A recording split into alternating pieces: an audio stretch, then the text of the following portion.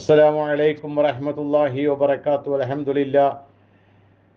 الحمد لله رب العالمين والصلاة والسلام على نبينا محمد وعلى آله وصحبه أجمعين أما بعد. അള്ളാഹുവിൻ്റെ നിയമങ്ങളും നിർദ്ദേശങ്ങളും പാലിച്ചുകൊണ്ട് ജീവിക്കണേ എന്ന് ആദ്യമായി എല്ലാവരോടും ഉണർത്തുന്നു. പ്രിയമുള്ള സഹോദരങ്ങളെ, വലിയ ഖേദകരമായ ഒരു സാഹചര്യത്തിലൂടെയാണ് നമ്മുടെ സമസ്ത മുസ്ലിയാക്കന്മാർ ഈ സമുദായത്തിനെ നയിച്ചുകൊണ്ടിരിക്കുന്നത്. വലിയ ബിരുദധാരികളൊക്കെ ഓരോ ജാറങ്ങളും ഓരോ മക്ബറകളൊക്കെ കയറി തിണ്ടുകയാണ്. എന്തിനാണെന്നറിയോ? ഔലിയാക്കന്മാരുണ്ടോ? പഴയ കാലത്തൊക്കെ നമ്മൾ അമ്മി കൊത്താനുണ്ടോ എന്നൊക്കെ പലപ്പോഴും കേട്ടിട്ടുണ്ട്.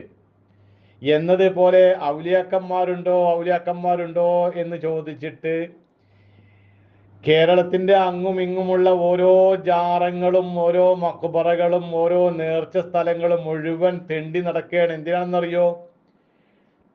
ഏതെങ്കിലും ഒരാളെ കിട്ടണം, അത് ഇവരുടെ ക്വാളിഫിക്കേഷൻ തികഞ്ഞ ആളാകണം. അതായത് സമസ്തക്കാരെ ഔലിയ എന്നൊക്കെ പറയുമ്പോൾ ഒരു ചെറിയ തോതിലെങ്കിലും കുറച്ചൊരു മന്ദബുദ്ധി, അതോടൊപ്പം തന്നെ കുറച്ച് മാനസിക അസുഖങ്ങൾ, അതേപോലെ തന്നെ കുറച്ച് ലഹരിയൊക്കെ ഉപയോഗിക്കുക, അങ്ങനെ മൊത്തത്തിൽ ഒരു എന്താ പറയുക, എല്ലാം കൂടി ആകുമ്പോൾ ഒരു ഔലിയാന്റെ ഒരു മർത്തബയിൽ ആ ദർജയിലേക്ക് അങ്ങോട്ട് എത്തും. സമസ്തയിലെ ഔലിയാക്കന്മാരൊക്കെ ഇതാ കോലം. ഇപ്പോൾ ഓച്ചിറ ഉപ്പൂപ്പ ഏത് ജാതിയാണ് ഏത് കോലാണെന്നൊന്നും പറയാൻ പറ്റാത്ത സാഹചര്യത്തിലാണ് ഇപ്പോൾ അവിടെ ആൾക്കാർ പോയിക്കൊണ്ടിരിക്കുന്നത്. അപ്പോൾ ഓരോ ഔലിയാക്കന്മാരെ മഹത്വം പോകും തോറും പുതിയ ഔലിയാക്കന്മാരെ തേടിയുള്ള യാത്ര ഏറുവാടിയിൽ എത്തിച്ചിരിക്കുകയാണ് മുസ്ലിയാക്കന്മാര്. പല മുസ്ലിയാക്കന്മാരും ഇങ്ങനെ ഇറങ്ങുകയാണ് അതിനു വേണ്ടി. ഇപ്പോൾ ഒന്നും രണ്ടൊന്നുമല്ല, പലരും അവരുടെ തക്കം താളം അവരുടെ അവസര സന്ദർഭവും അനുസരിച്ച് ഓരോ ജാറങ്ങൾ തെണ്ടുകയാണ്. അപ്പോൾ ഔലിയാക്കന്മാരുണ്ടോ എന്ന് ചോദിച്ച് നടക്കേണ്ട ഔലിയാക്കന്മാരെ കിട്ടണം. എന്താണ്? കെട്ടിപ്പൊക്കാനേ. അള്ളാഹുവിൻ്റെ റസൂല് കെട്ടിപ്പൊക്കിയ ഖബറുകൾ മുഴുവൻ നിരപ്പാക്കണം എന്ന് പഠിപ്പിച്ച ഒരു പ്രവാചകന്റെ അനുയായികളാണ് ഔലിയാക്കന്മാരുണ്ടോ എന്ന് നോക്കിയിട്ട് ജാറ വ്യവസായികൾ ഖബറ് വെച്ചിട്ട് അത് വിറ്റ് തിന്നുന്ന ഒരു വിഭാഗമായി മാറി മുസ്ലിയാക്കന്മാരെ. അപ്പോൾ ഖബറ് വെച്ച് തിന്ന് ഇങ്ങനെ ജാറം കെട്ടിപ്പൊക്കാൻ വേണ്ടി പുതിയ ആൾക്കാരെ തെരഞ്ഞു നടക്കുകയാണ്. അപ്പോൾ അങ്ങനെ പോയിരിക്കുന്ന ഒന്ന് രണ്ട് കാര്യങ്ങൾ, പിന്നെ രണ്ട് ഫോട്ടോസും കഴിഞ്ഞ് ഞാൻ കുറെ മുസ്ലിയാക്കന്മാരൊക്കെ തലപ്പൗദാരികളായ കുറെ ആൾക്കാർ വലിയ മഹാന്മാരാണെന്നൊക്കെ അവകാശപ്പെടുകയാണ്. കാരണം ഇവരൊക്കെ അവിടെ പോയിട്ട് തപ്പിയിട്ട് സമൂഹത്തിൽ കൊണ്ട് കൊടുക്കുമ്പോഴാണല്ലോ കുറച്ച് വെളി നിലയൊക്കെ ഉണ്ടാകുക. അല്ലെങ്കിൽ തന്നെ ഒട്ടുമിക്ക ഔലിയാക്കന്മാർക്ക് പേരും ഊരും നാളൊന്നുമില്ല. അതൊക്കെ ഈ സ്വപ്നത്തിലൂടെയും അടുത്ത വീട്ടിലെ ആൾക്കാർ കണ്ടതും അല്ലെങ്കിൽ മുസ്ലിയാക്കന്മാർ കണ്ടതും ഉസ്താദ് കണ്ടിട്ടൊക്കെയാണ് പേര് സ്ഥാപിച്ചു കൊടുക്കുന്നത്. അപ്പോൾ അങ്ങനെ മുസ്ലിയാക്കന്മാർ ഇങ്ങനെ തെണ്ടി ഏറുവാടിയിലെത്തി. അപ്പോൾ അവിടെ എത്തിയപ്പോൾ കിട്ടിപ്പോയി ഒറിജിനൽ സാധനം. അതായത് പുതിയ ഒരു ഔലിയാന്റെ എല്ലാ ക്വാളിഫിക്കേഷനും തികഞ്ഞ ഒരാളെയാ കിട്ടിയത്. ആരാണ്? നിങ്ങൾക്കറിയാം, യൂട്യൂബിലൊക്കെ വളരെ സജീവമായ ചർച്ചയാണ്. സജീവമായ ചർച്ച എന്ന് പറഞ്ഞാൽ മുസ്ലിയാക്കന്മാർ പോയി അദ്ദേഹത്തിന്റെ പാട്ട് പാടിക്കുന്നു, അദ്ദേഹത്തിനെ കൊണ്ട് വിശേഷങ്ങൾ ചോദിക്കുന്നു, മദ്ഹ് പറയിപ്പിക്കുന്നു, എന്തൊക്കെയാണ് ഇവിടുത്തെ അവസ്ഥകളും വിശേഷങ്ങളും എന്നൊക്കെ പിന്നെ ചോദിച്ച് മനസ്സിലാക്കുന്നു. ഇങ്ങനെയൊക്കെ ഓരോ കാര്യങ്ങളും നടന്നുകൊണ്ടിരിക്കുകയാണ്. അപ്പോൾ കൂട്ടത്തില് അദ്ദേഹം കുറെ കാര്യങ്ങളൊക്കെ ഇവർ ചോദിക്കുന്നുണ്ട്. ഇദ്ദേഹത്തിനെ കാണാൻ കിട്ടിയതൊക്കെ വലിയ അനുഗ്രഹമായിട്ടാണ് മുസ്ലിയാക്കന്മാരെ കരുതിയത്. അപ്പൊ ചെന്ന് ചോദിച്ചു നോക്കിയപ്പോ എല്ലാ നിലക്കും ഒരു ഔലിയാന്റെ എല്ലാ ക്വാളിഫിക്കേഷനും മൊത്തം ഒരാളാണ് നമ്മുടെ സുന്ദരേട്ടൻ. അപ്പൊ ഇദ്ദേഹം അമ്പംകുന്നുള്ളതാണ്. അപ്പൊ അമ്പംകുന്നിന്നാണ് മൂപ്പര് ഇവിടേക്ക് എത്തിയത്. എവിടെ? ഏർവാടിയിൽ എത്തിയത്. അതിനുശേഷം ഈ 9 കൊല്ലക്കാലത്തോളം ഇദ്ദേഹം അവിടെ നിന്നിട്ട് ഇതുവരെ കുളിച്ചിട്ടില്ല എന്നാ. അപ്പൊ ഒന്നാമത്തെ ക്വാളിഫിക്കേഷൻ. സമസ്ത ഔലിയാക്കന്മാർക്ക് ഒന്നാമത്തെ നിസ്കരിക്കാൻ പാടില്ല, കുളിക്കാൻ പാടില്ല, പിന്നെ അലക്കലും കൂടി നനയൊന്നുമില്ല.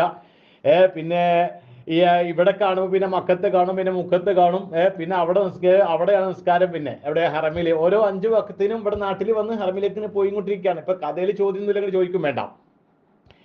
അപ്പോ നമ്മുടെ സുന്ദരേട്ടൻ പറഞ്ഞു, ഞാൻ 9 കൊല്ലമായി ഇവിടെ വന്നിട്ട് അപ്പോൾ ഇതുവരെ കുളിച്ചിട്ടില്ല, പല്ലി വെച്ചിട്ടില്ല.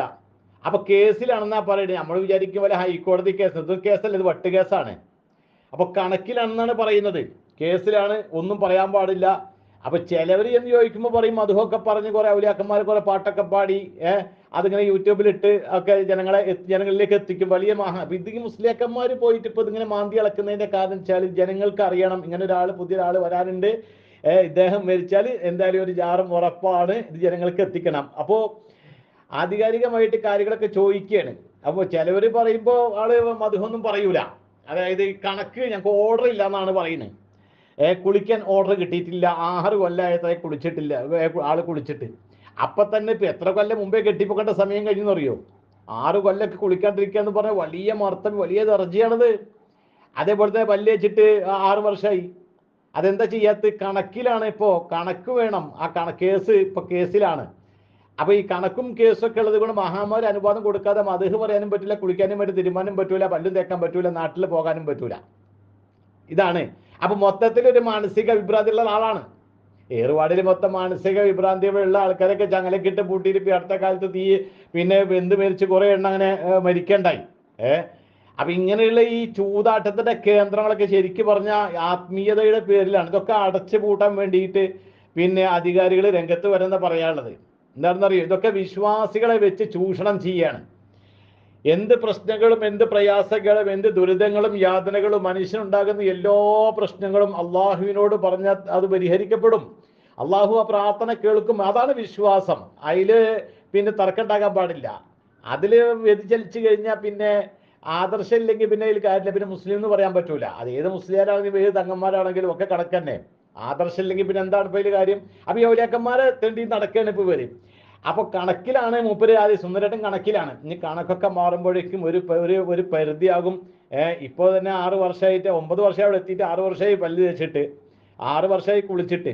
പിന്നെ കണക്ക് വേണ്ടാത്തൊരു കാര്യമുണ്ട്. അത് സുന്ദരേട്ടന് വ്യക്തമായിട്ട് അറിയും. അതിന് കണക്ക് വേണ്ട. നാട്ടിൽ പോകാൻ കണക്ക് വേണം, ഭക്ഷണം പിന്നെ പല്ല് തേക്കാൻ കുളിക്കാനൊക്കെ കണക്ക് വേണം. ചില മുസ്ലിംമാർ ചോദിച്ചാൽ മദ്ഹ് പാടാൻ കണക്ക് വേണം. ചിലവരെടുത്ത് മൂപ്പര് കണക്ക് കിട്ടിയിട്ട് ഓർഡർ കിട്ടണമെന്നാ പറയാ.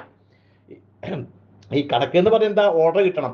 അപ്പോ ചിലവരത്തൊക്കെ മുമ്പ് ഈ കുപ്പിമൊക്കെ താളം പിടിച്ച് കുറെ പാട്ട്, അമ്പകുന്നിന്റെ കുറെ പാട്ടൊക്കെ പാടും, ഏറുപാട്ടിൽ കുറെ പാട്ടൊക്കെ പാടും. ഇവർക്ക് ഇതൊക്കെ മതിയല്ലോ. അപ്പൊ പിന്നെ കണക്കിന്റെ ആവശ്യമില്ല. എന്തിനാണെന്നറിയോ?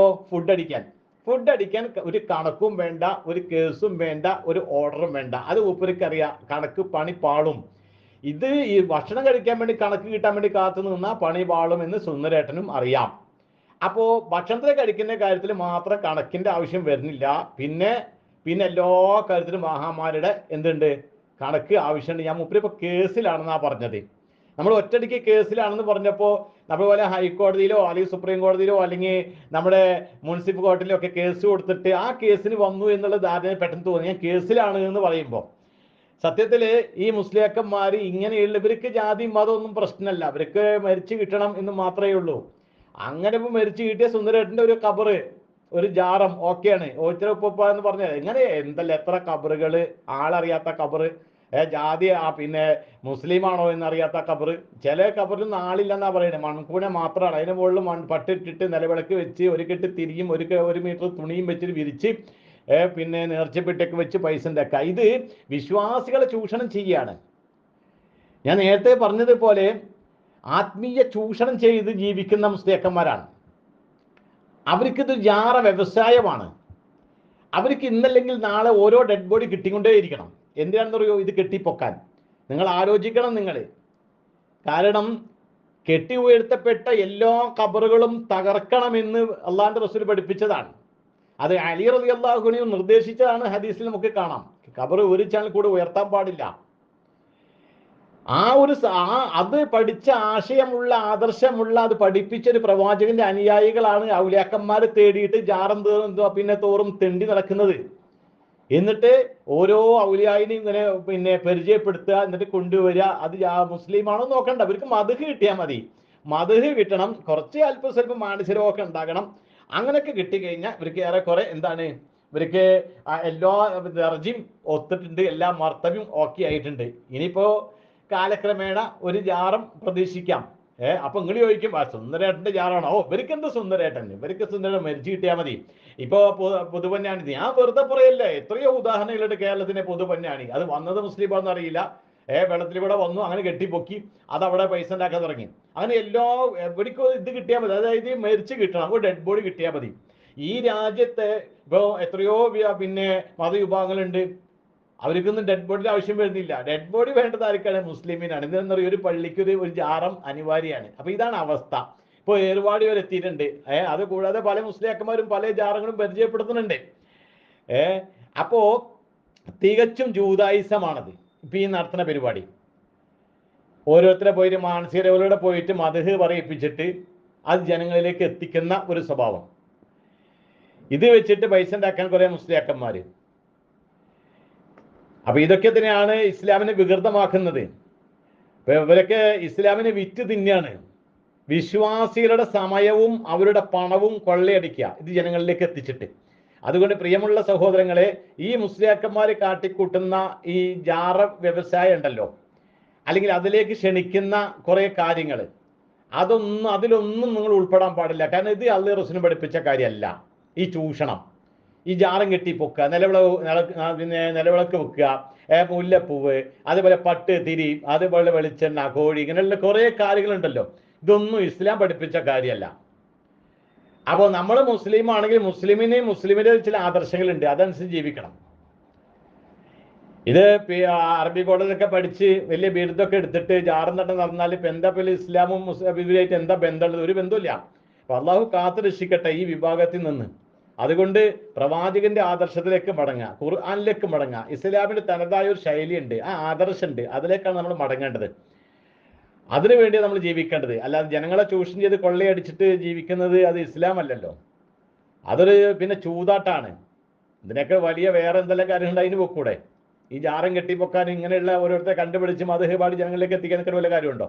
അപ്പൊ അള്ളാഹു കാത്തു രക്ഷിക്കട്ടെ. പ്രിയമുള്ളവരെ, അള്ളാഹുവിന് ദുആ ചെയ്തോളി. എന്താ അറിയോ, ഈ വിഭാഗ കൂട്ടരുടെ ഷെറ് അത്രത്തോളം പ്രശ്നങ്ങളാ ഇവരുണ്ടാക്കി വിട്ട സമൂഹത്തിൽ.